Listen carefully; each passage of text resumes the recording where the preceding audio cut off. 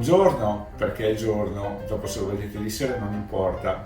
Oggi un video diverso, una tematica nuova.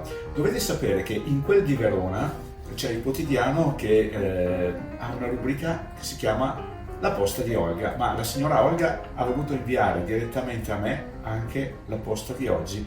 Ve la leggo. Facciamo anche per i campani un po' di corso di lingua veneta, visto che fra Veneto e Campania sono le due regioni che hanno scelto bene come fare per portare avanti le imposizioni, che non sono quelle normali, ma andiamo avanti senza fare nessuna polemica.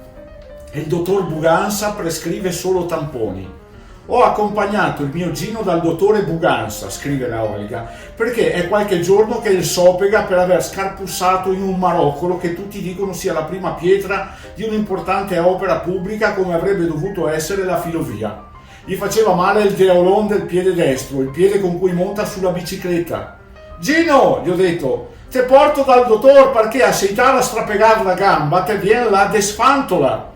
Da quando c'è il Covid il dottor Buganza non visita, ma avendo lo studio al piano terra, da una sommaria occhiata ai pazienti attraverso la finestra, ascolta, fa la diagnosi e prescrive.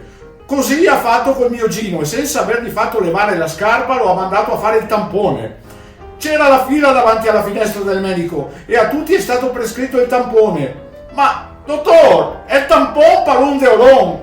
Non con mia la fiera e la sbossega, si è lamentato il mio Gino.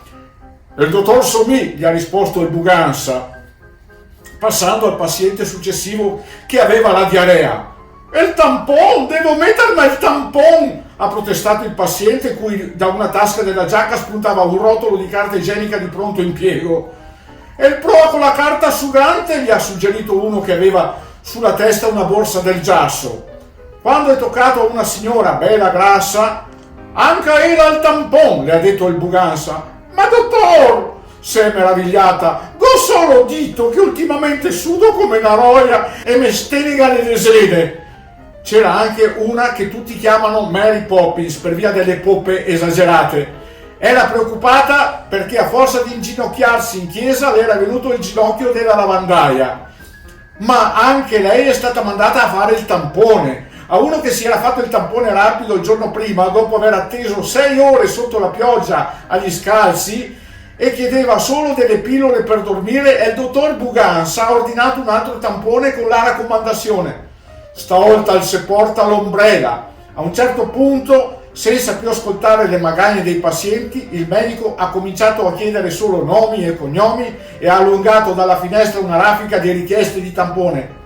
Ma con solo non Giancardia, ha protestato il vecchio Beccari, subito liquidato con un'alzata alle spalle. Grazie Olga, tutti a fare il tampone, mi raccomando.